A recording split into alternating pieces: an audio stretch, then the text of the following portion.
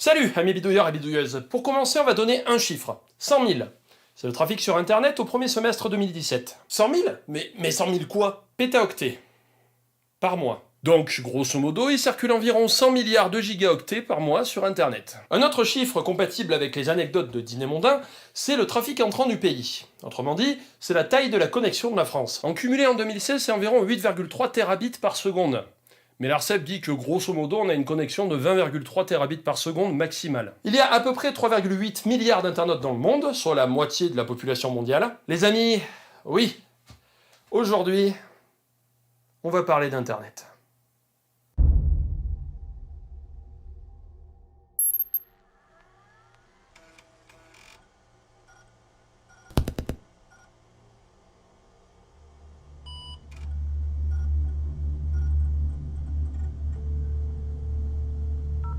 Alright, so here we are, one of the elephants.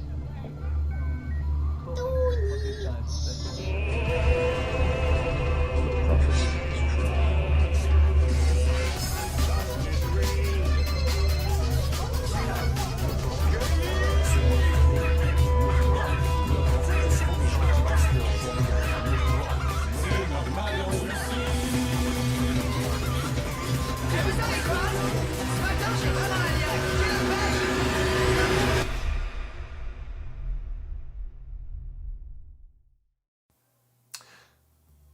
Pourquoi Internet est partout?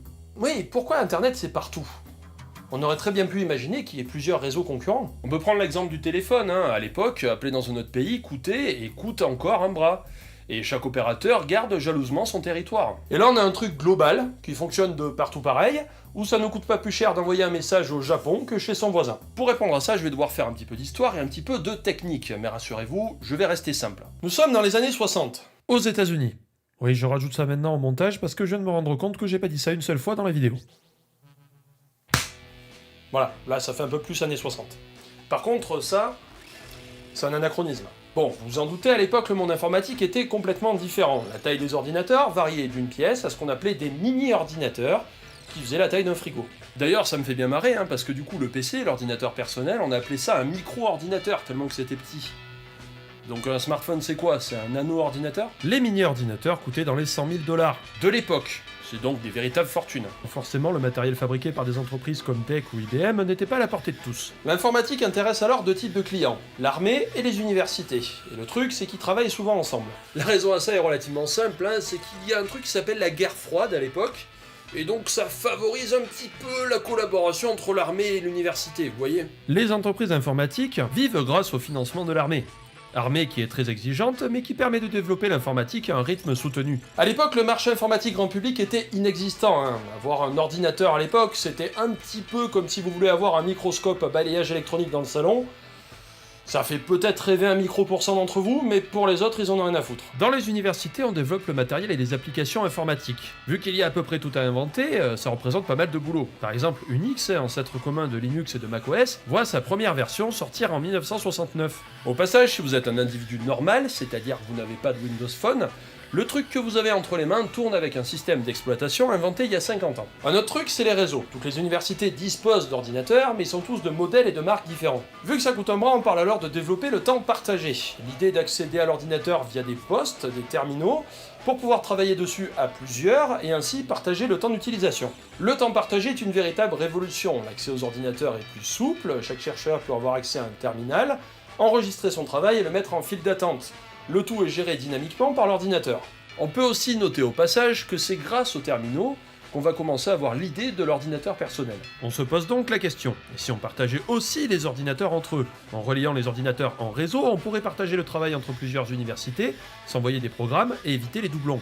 Bref, on pourrait travailler plus efficacement et plus rapidement. Le problème, c'est qu'à l'époque, ce qu'on savait faire au niveau des réseaux, c'était des systèmes à commutation de circuits. C'est le principe du téléphone de l'époque, quand on veut communiquer avec une personne, on la relie entre guillemets physiquement avec cette dernière, comme s'il y avait qu'un câble qui nous relie avec elle. Et dans cette configuration, il faut passer sur un autre circuit pour communiquer avec une autre personne, et si je veux discuter avec deux personnes en même temps, c'est pas possible. à moins d'utiliser plusieurs lignes en même temps. De fait, les réseaux informatiques ont deux problèmes. Avec ce système de commutation de circuits, si je veux communiquer à plus de 2 ordinateurs, je dois passer par un ordinateur central, qui lui dispose d'une liaison unique avec les autres ordinateurs. Vu que le matériel de l'époque n'est pas le plus fiable, ce genre de réseau risque de tomber souvent en panne. L'autre problème, c'est que je peux faire ça qu'avec du matériel de la même marque. Bah ouais, ils sont pas cons les types. Pour créer un réseau avec toutes les universités, il aurait fallu acheter du matériel de la même marque et créer un réseau centralisé. C'est pas super pratique. Conscient de ce problème, l'Agence des projets de recherche avancée de la défense, la DARPA, file du fric afin de trouver une solution pour créer un réseau plus fiable. Et c'est aussi ce que fera la France de son côté, qui va créer un programme qui s'appellera le plan calcul. ARPANET mettra du temps à se mettre en place, mais l'idée de base est simple. Au lieu de partir sur un système centralisé, on va faire en sorte que l'intelligence soit en périphérie. L'idée est de créer un maillage. À chaque nœud, on va placer des ordinateurs beaucoup plus simples, donc beaucoup plus fiables et moins chers à fabriquer et à entretenir. Ces ordinateurs, appelés IMP pour interface message processor, ancêtre des routeurs actuels, vont s'occuper de distribuer les paquets. Un paquet, c'est une sorte de boîte dans laquelle on met l'information, mais je reviendrai dessus dans le deuxième épisode. Le paquet est basé sur le principe des datagrammes, qui a été inventé en France dans le cadre du développement d'un réseau qui s'appelait Cyclade. Malheureusement, Cyclade n'a pas été retenu, sinon la France aurait fait partie des pionniers d'Internet. Au lieu de ça, on a préféré développer le X.25 qui a servi de base au Minitel. Et ouais. Ouais. Ce système de paquets a plusieurs avantages. Le premier, c'est qu'on envoie une information sous la forme d'une multitude de paquets et chaque paquet est adressé à un destinataire. Chaque IMP se contente de leur faire prendre le chemin le plus court vers leur destinataire. Le réseau n'est donc plus centralisé. Un ordinateur peut communiquer avec plusieurs autres simultanément. Si la communication est coupée, on ne perd pas toute l'information. Et on n'a qu'à envoyer les paquets restants par une autre voie, ce qui limite les problèmes de panne du réseau, car on ne dépend pas d'un ordinateur central. Enfin, les protocoles du réseau n'appartiennent pas à une marque d'informatique en particulier, c'est-à-dire que n'importe quel ordinateur de n'importe quelle marque peut se connecter sur le réseau du moment qu'il a l'interface compatible. Ce nouveau réseau, basé sur une structure distribuée, sans centre donc, permet quelque chose d'hyper important pour le développement d'Internet par la suite. De n'importe quel point du réseau, vous pouvez recevoir ou envoyer une information, et encore mieux, vous pouvez utiliser la méthode que vous voulez pour envoyer ou recevoir cette information. Je reviendrai là-dessus dans la deuxième partie. ARPANET a évolué de fin des années 60 à début des années 80, mais reste cependant un ensemble de réseaux assez uniforme. Toutefois, on a déjà les bases. Chaque ordinateur est connecté sur le réseau, et pas dans le réseau. C'est pour ça qu'on dit que l'intelligence est en périphérie. Tout ce qu'on trouve sur le réseau vient d'un autre ordinateur. Le réseau n'apporte rien en lui-même. L'autre caractéristique d'ARPANET, c'est bien entendu sa structure distribuée. Cette image circule souvent quand on parle de réseau. Elle vient des documents de travail des chercheurs qui ont créé les premières interfaces qui ensuite sont devenues ARPANET. À gauche, vous avez un réseau centralisé, au milieu décentralisé et à droite distribué. On voit bien que dans le premier cas, le réseau va dépendre d'un centre par lequel les données transitent. Si ce centre tombe en panne, tout le réseau tombe en panne. À droite, en revanche, on trouvera plusieurs chemins possibles, rendant le réseau beaucoup plus fiable. La figure du milieu est un compromis entre les deux. D'où la légende qui dit que ARPANET a été créé pour maintenir une infrastructure de communication en cas d'attaque nucléaire. C'est plus ou moins faux. La raison de la création d'ARPANET est, comme on l'a vu, beaucoup moins impressionnante. Mais en même temps, c'est un réseau qui s'est développé avec la contribution de beaucoup de scientifiques, le financement de l'armée, et l'armée d'ailleurs s'est rendu compte au bout d'un certain temps que ça pouvait être utile, et donc ils ont développé le réseau dans ce sens-là. En 1980, ARPANET s'ouvre au public, et des milliers de personnes commencent déjà à se connecter.